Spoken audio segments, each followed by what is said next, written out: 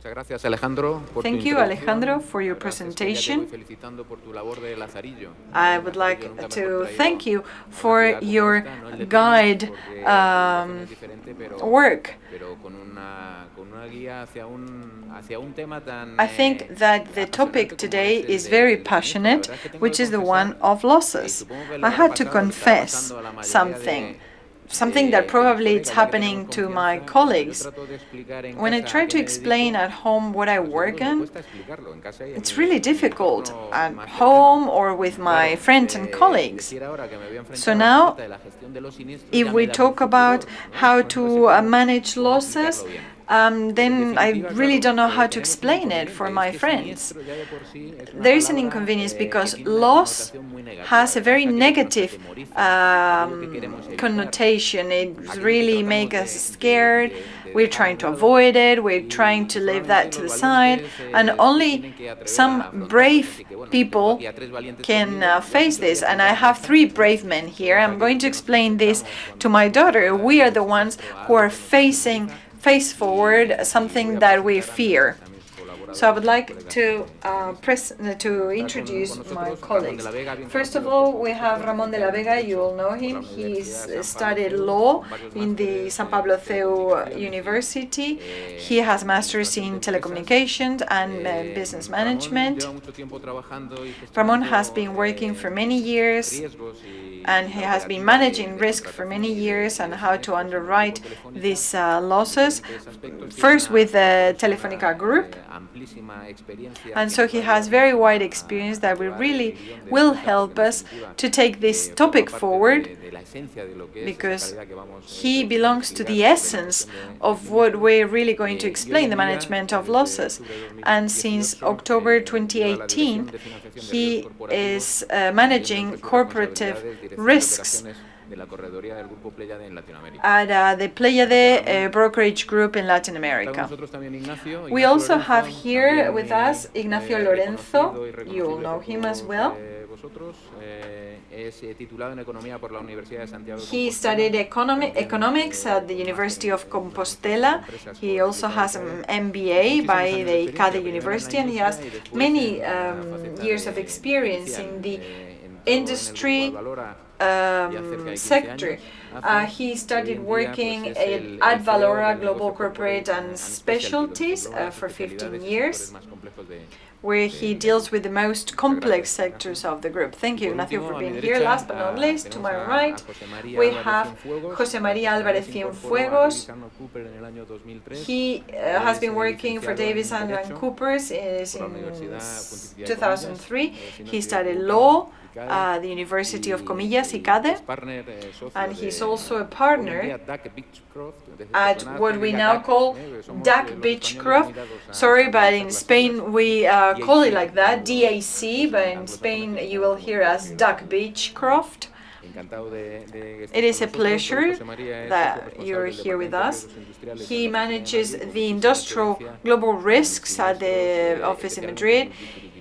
He has many years of experience with regard to these multi-jurisdictional risk issues, and he deals with losses in Latin America especially. So, getting back to what I said at the beginning, the negative meaning or connotation here with these losses, at least in Spain, in Spanish, because for English speaking, the real word in Spanish for losses would be sinister. It would be the same. That's why we kind of reject that word. But at the end of the day, these claims or these losses, what it really means is that our contract really comes into life, because the insurer is bound to the contract. So we are adding one more word that is really shining some light, which is the delivery of the service, which at the end of the day is something that you engaged to do.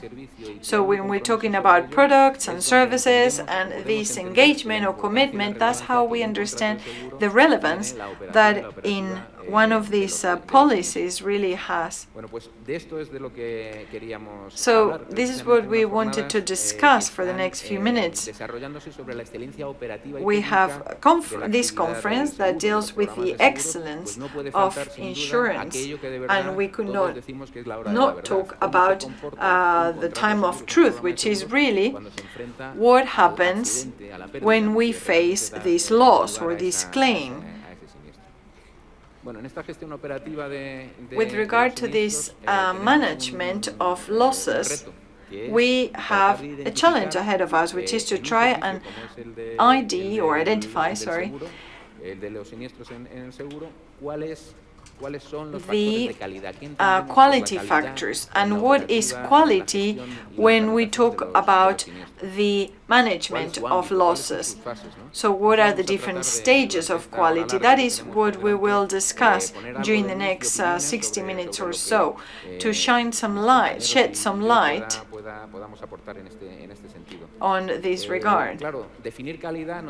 How do we define quality? Well, it is hard, it's difficult, because all of us may have a slight idea, but usually it stems from what are the consequences of the problems that we faced in the different stages of a claim, when the claim has an origin and an end. And so the whole period between the beginning and the end is facing several challenges with regard to the information needed, the different roles played by the different actors. And so all along this path, we will have to identify what are the problems and what are the solutions, or what could be the solutions, at least for those challenges, which is at the end of the day what will help us really understand that the management has really been adequately.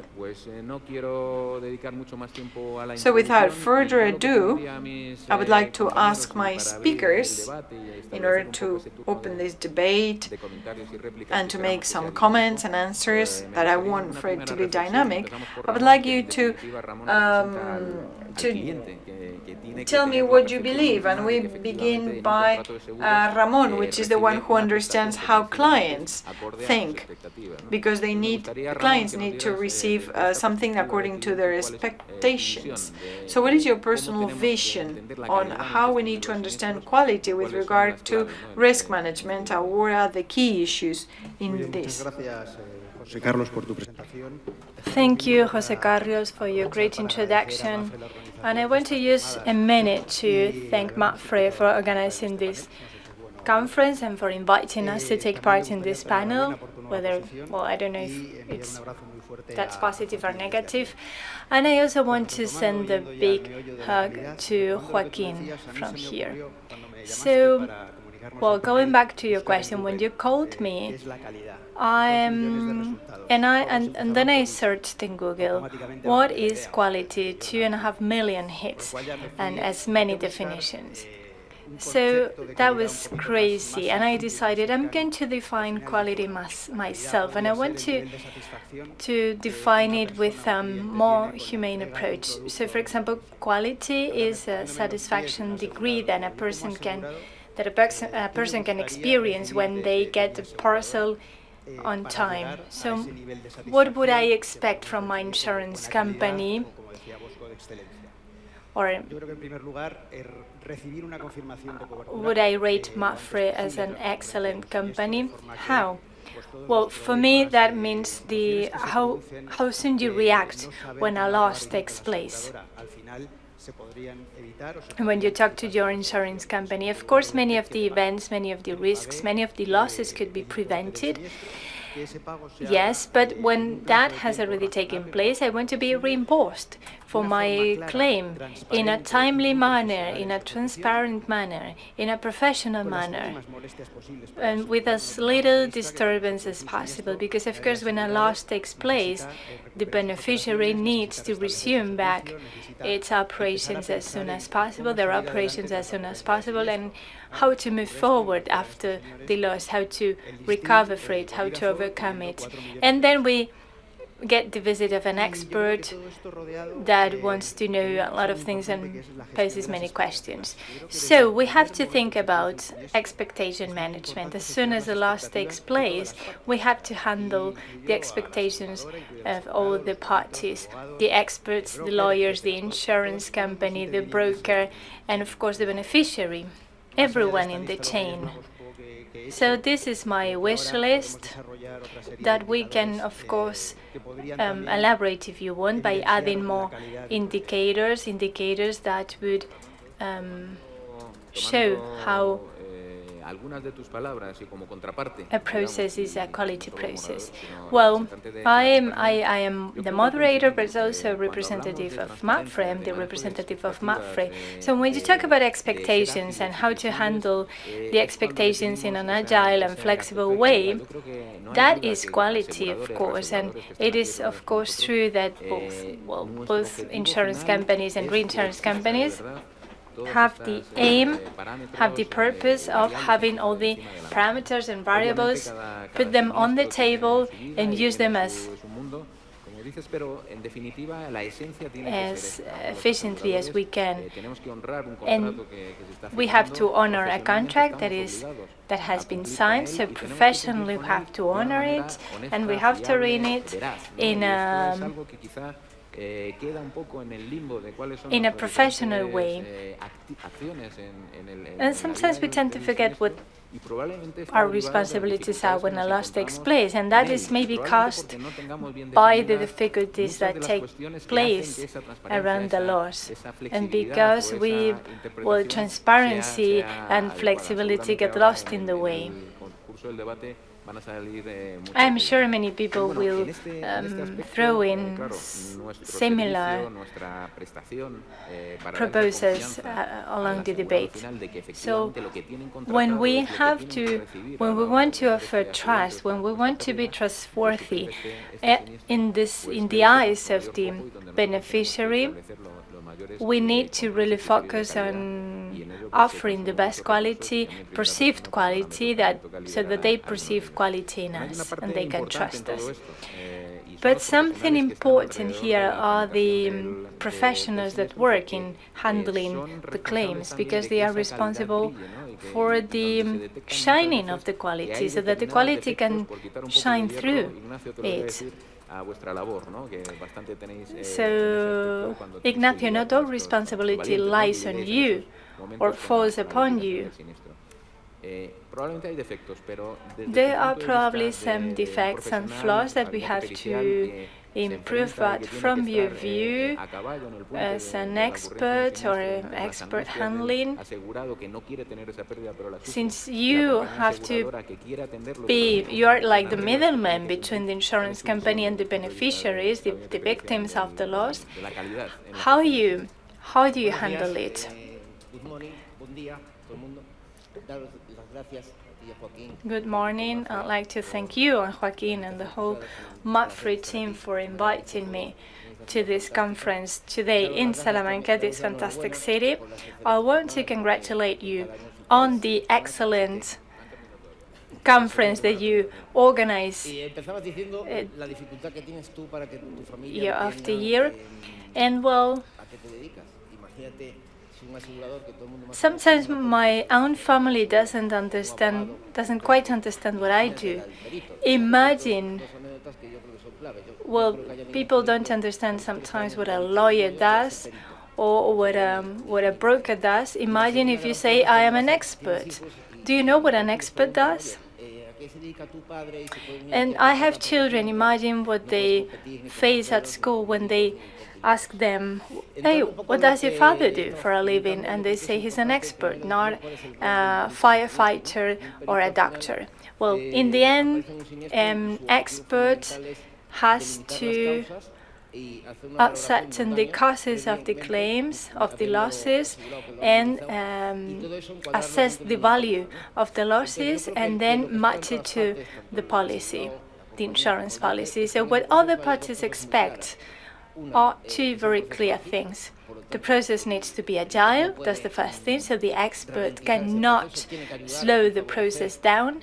They have to expedite it and help it move quickly so that the beneficiary can retrieve and resume its activity as soon as possible. And the second thing they expect is it to be fair, so that the expert really makes sure to listen to all the parties involved and to issue an expert's report that is really fair to all the parties. So of course that's why it's called an expert. We don't need to be the protagonists of the laws. We need to be expert in handling all the parties, the broker, the beneficiary, and the insurance company in a way that is fair to them all. But the expert is not. Of course, having a reliable and fair expert is a required condition, of course, but everyone needs to be transparent, not just the expert. And sometimes that doesn't happen. We have previous experiences that act as a burden, and also because, well, some of the professionals are outsourced, and there is risk involved in outsourcing some tasks. And that creates problem for the insurance company. If we are all professional and if we all understand what our tasks are, and we play by the rules of the game, everything will be clear, flexible, agile, transparent, fair. If the outsourcing went well, if the parties involved in a loss know what their functions, what their roles are, everything will be fine, everything will be trustworthy and transparent. The opposite is also true. So you cannot deny your vocation. So the same goes for lawyers. Lawyers are vocational. Well, you have broad experience in handling losses. So could you please talk about what you think is most important in handling it? Well, first of all, let me thank you for inviting me to this panel and this conference. And well, precisely because lawyers are not well regarded sometimes, my children, well, I deceive them, and I don't tell them exactly what I do so that they won't feel disappointed. But well, going back to what I do, when you talk about quality in the services we deliver, and the quality and excellence and transparency in handling, when handling as a loss, it is true that beneficiary is most interested in having a good handling and a fast reimbursement of the money after the loss, because that's why they have the policy in the first place.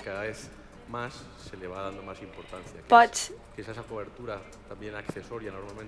some policies also have accessory coverage, legal assistance, experts assistance, expert care in helping the beneficiary understand why the loss took place and well, how to handle it.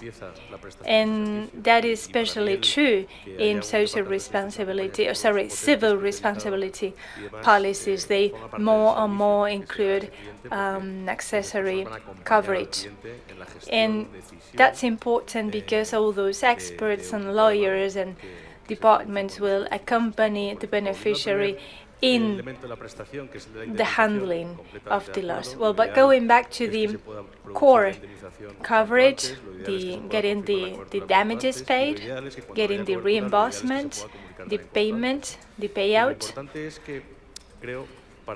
the most important thing there, so that our clients are satisfied with how we handle the claims, and how they can assess our service as a quality service, we need to really handle the expectations ex ante, so before the loss takes place. And that's how we need, or that's where we need to focus, so that the customer understands what they can expect, and the timelines, and the turnaround of the services. Well, because sometimes it can be hindered by, I don't know, regulatory obstacles, or because there is an extra intermediary, for example, the liquidador in Chile, so that, well, they need to know what they can expect in terms of turnaround. Or, for example, where in places where the damages cannot be paid by the company as soon as the company is able to pay it because of regulatory obstacles.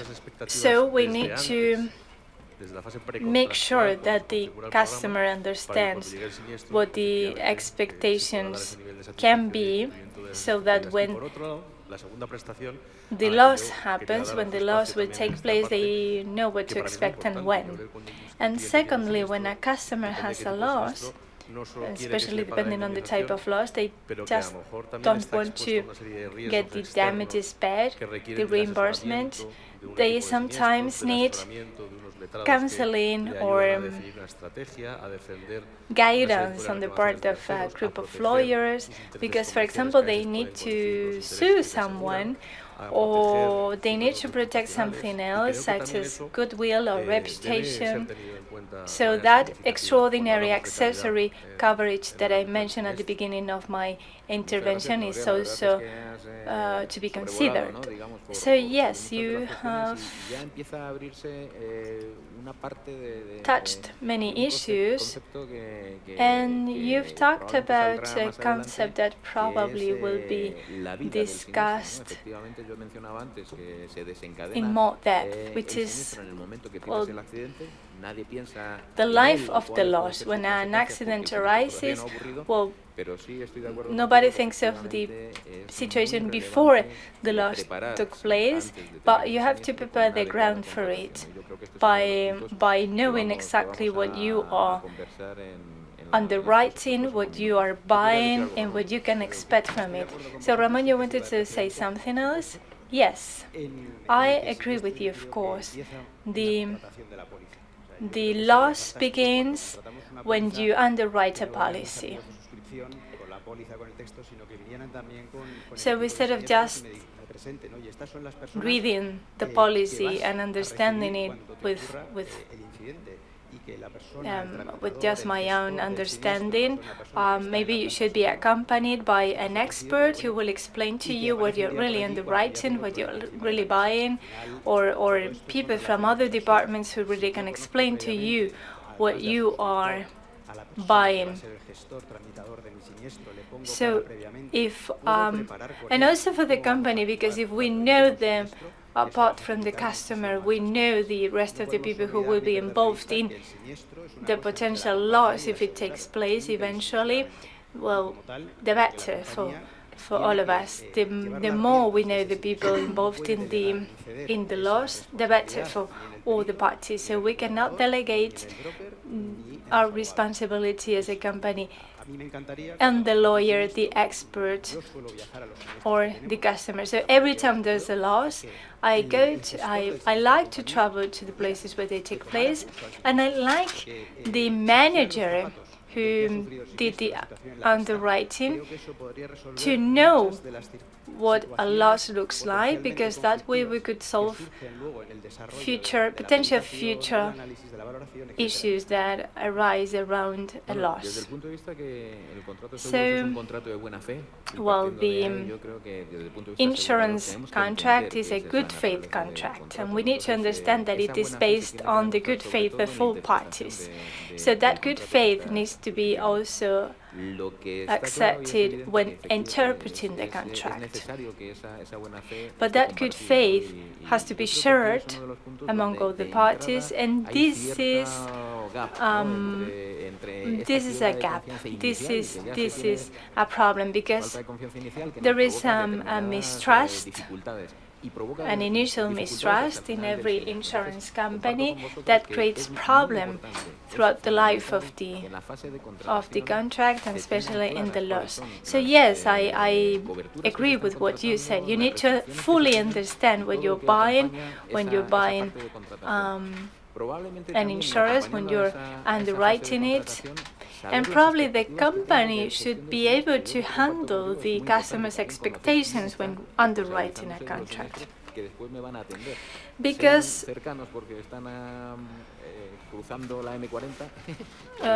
there might be losses nearby, just around the corner, at your place, your local place, or losses that take place very far away. So we need to understand all the people that will be involved in the solution of a loss, whether if it's in our same municipality or at the other end of the world. We need to know all of them. So first of all, the underwriting needs to be done with transparency. The customers need to understand what they are buying, because this is something between two people, the underwriting and the insurance company. And also, if you do it with transparency, when the loss comes, you know what to expect. It's like when you do parachuting and you fall upon a place and you don't know what to expect. Well, the same happens when you underwrite an insurance, and the risk manager doesn't know what the potential loss will be like, and doesn't know what the situation will be there, or the people that will be involved in solving it. So yes, they should be there. What would you say are the main difficulties? So if the loss happens, if the loss comes, even if nobody wanted it, the loss is there. So, well, material damages are there, but you can put a contention to it. But the main problem is the loss of activity, because, well, the material damages, you can solve them, but there's nothing you can do once they've taken place. But the loss benefit is something that takes place after the material damages, so that we can prevent. And sometimes we lack an internal action protocol. The beneficiary sometimes doesn't know what they have to do, if they have to remove the goods or not. And I always say you have to try and minimize the loss as much as possible. Act as if you didn't have a policy. But sometimes there are measures that you have to improvise when you're there. So if you go to the pre-loss phase, that's something that you really have to prepare. If you had done something before the loss took place, then probably you wouldn't have such a loss of activity, and then after the loss, the situation wouldn't be so delicate. And the third item would be for the repair or the salvage manager, which is something that maybe many people don't know. There are companies that can help you minimize the consequences of the loss. And some people are not aware of that, so when you tell them, well, there's a black box there, we need to decontaminate it, they don't understand what you're talking about, and sometimes they don't buy it just because they don't understand it. So yes, I think the involvement of the risk managers is critical. We need them to get involved in how we handle the losses so that they can foresee what will happen if there is a loss. And then we need to implement protocols in order to minimize the losses. Sometimes we lack them. You said something that is important. So the loss takes place, but the duty of the beneficiary of the insurance is to minimize the losses. Because he will be the main beneficiary if the losses are minimized. So he needs to act, or they need to act as if there was no policy. And that way we can solve the problem of the insatisfaction with the expectations.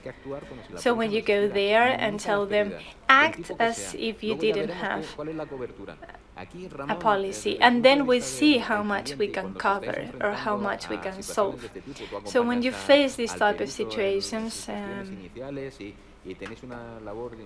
when you go with the experts in their initial proceedings, how you handle that? How do you handle the insatisfaction?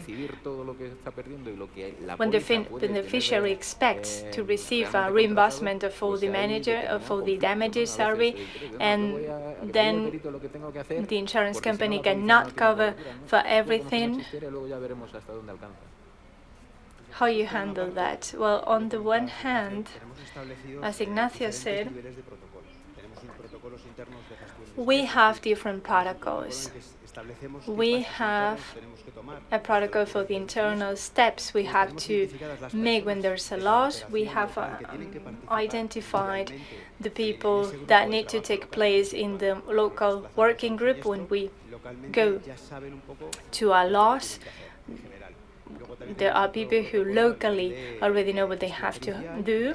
And then we have other protocols for the insurance companies and for the experts or adjusters.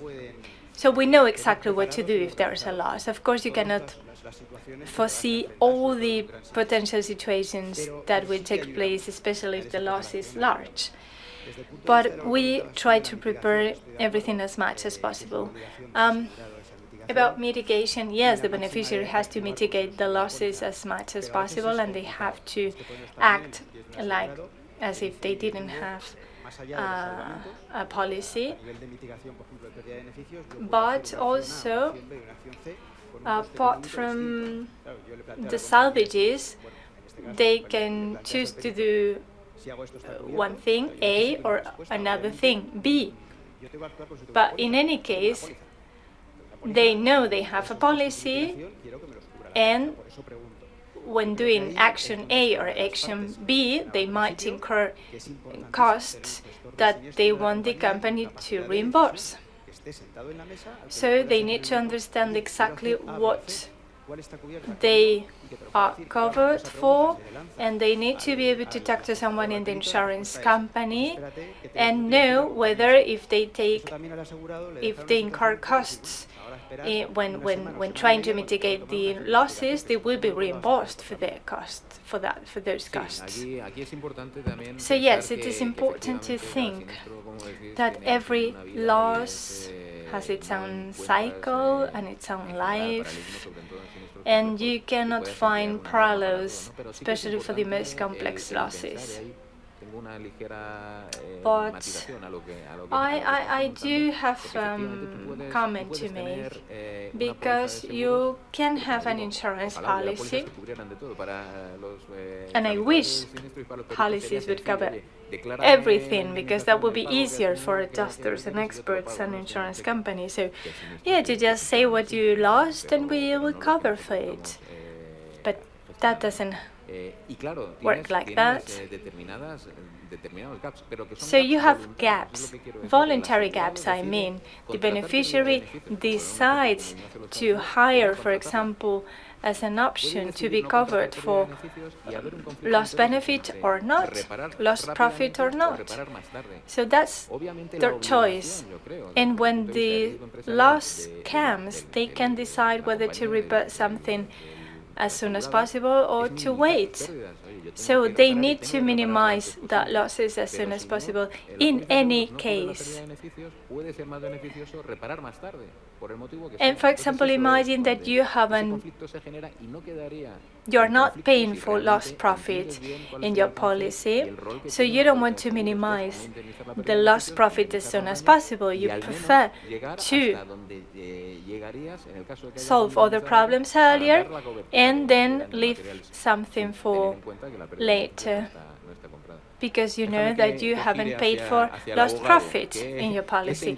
But let me turn to the lawyer.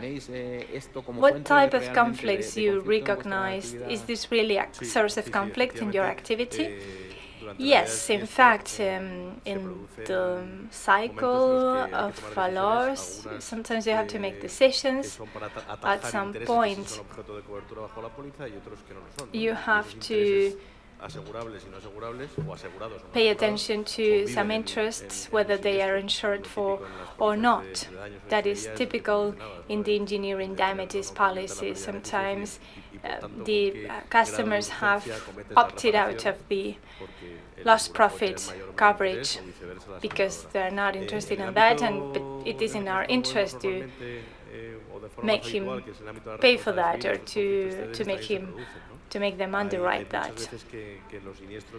In many losses, there are different types of exposures or risks. In some cases, there are third-party damages that are part of the civil responsibility policy or criminal responsibility for an environmental crime or a gas explosion or a fire.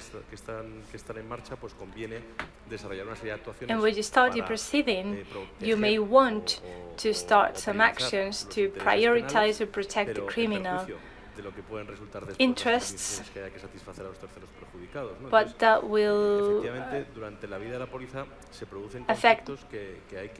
adversely affect the rest of interests of the other beneficiaries. So parties need to be aware that some interests are common, some others are adverse, and some interests will fall upon the policy coverage and some others will fall outside it. So the company needs to make decisions about those interests. Another conflict of interest that is very common is the one that we find in civil responsibility when there are large losses, catastrophes in relevant infrastructures, when there is a risk of the goodwill or the commercial reputation of the company and the interest of the public administration and the physical damages.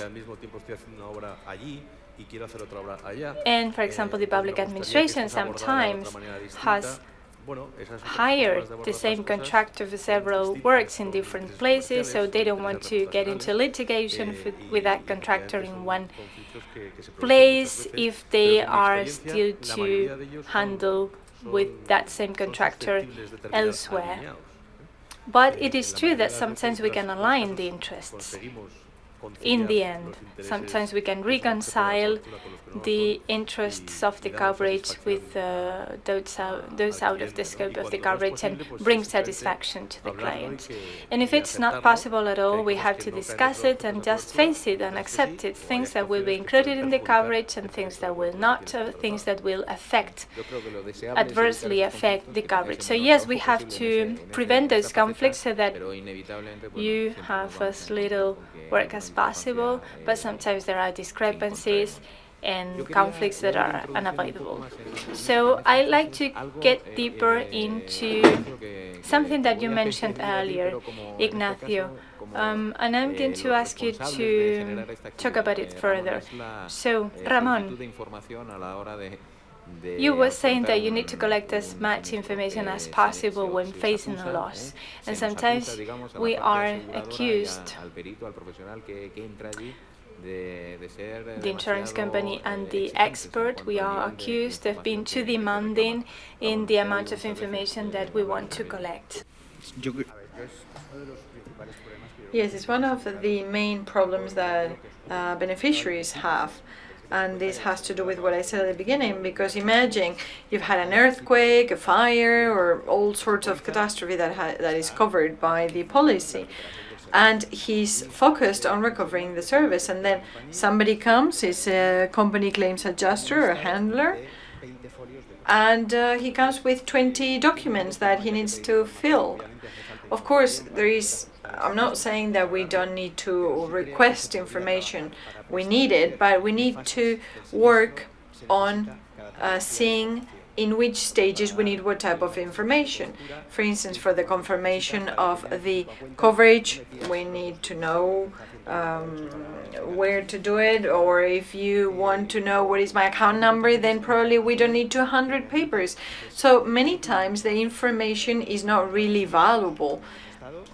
We've been in different losses where we heard that all field workers needed to give their tickets for food. We're talking about 4 soles or for 2 euros. That multiplied for hundreds and hundreds of employees. It's impossible to do so, and we need to foresee that is going to happen. How are we going to adjust that? For instance, to have a per diem per worker, 2 euros, 4 euros, something that does not require us to collect all sorts of information. That is something that is happening at present.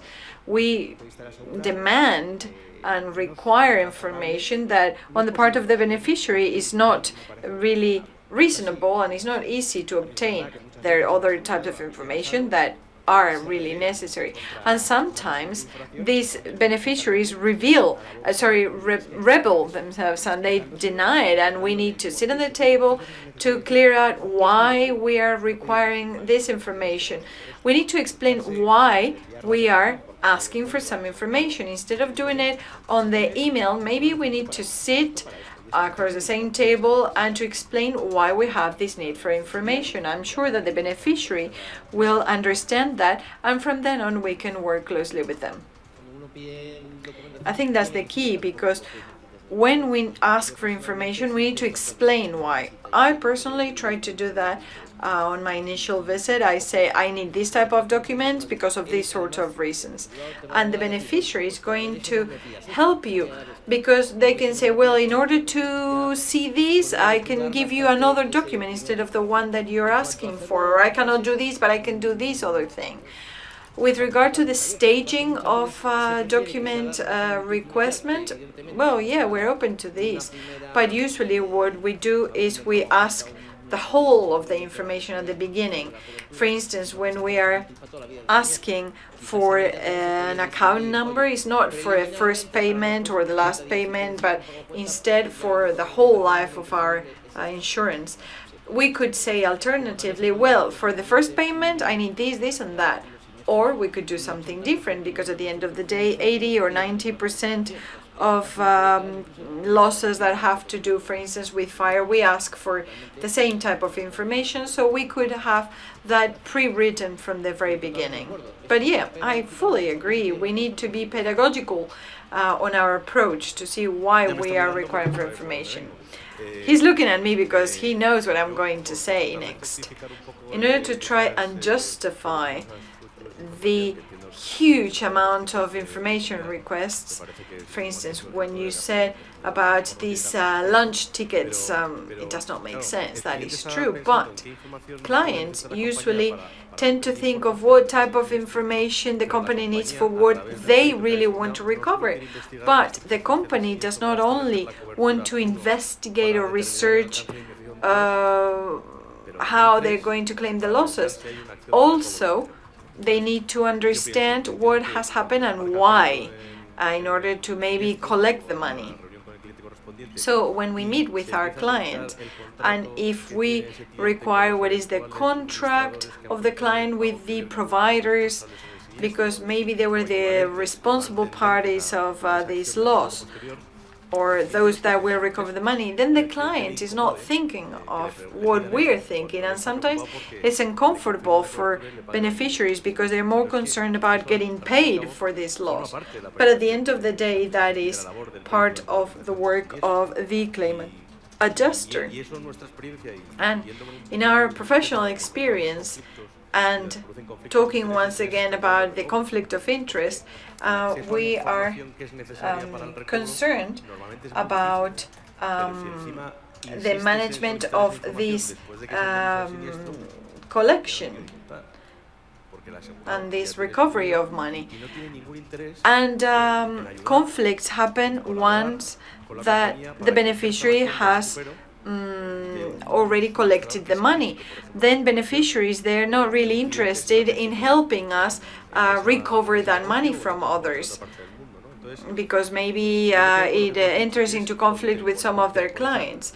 So what I agree with you is to stage it, but the client needs to understand as well that we're not just talking about what is the right to receive a compensation, but that insurance has a lot more to do with other stages as well. What I believe that is important is this forecast and foreseeing what is going to happen. And if the client understands from the very beginning what we're doing and why we're doing it, then they'll probably understand. With regard, for instance, with this collection, this debt collection, for instance, when the ultimate responsible party is not the beneficiary, then they need to help us in this process. When we're talking about how to do the end stages of this loss, I would like to understand or to be in the position of the client, because they're going through a stressful situation. We need to understand that at that time, when they're in the middle of this loss, they're really focusing on you, and they have a lot of pressure because they need to recover their production. They need cash in order to restart their activity or to pay for different products. We need to understand, and we need to help those people who are going through a loss. We've talked about an internal protocol with beneficiaries, and I believe that your work is very important, or the claim adjuster or the handler.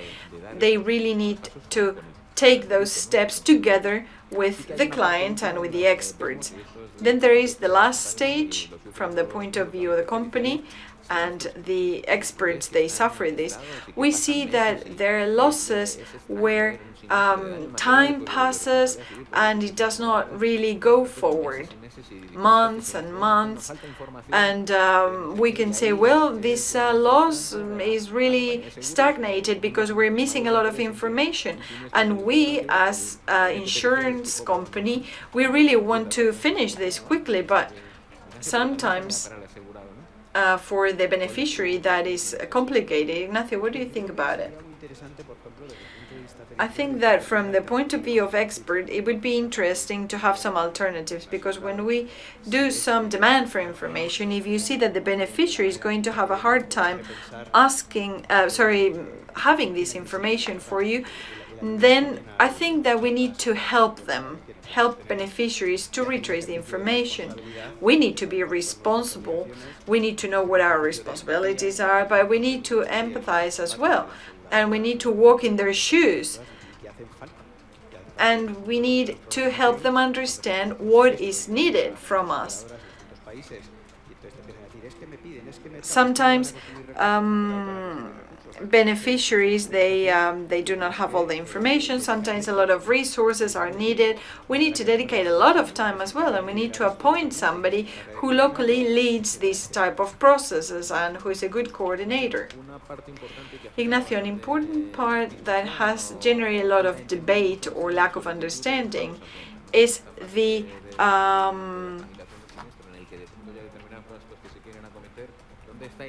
that process where we do this payment on account.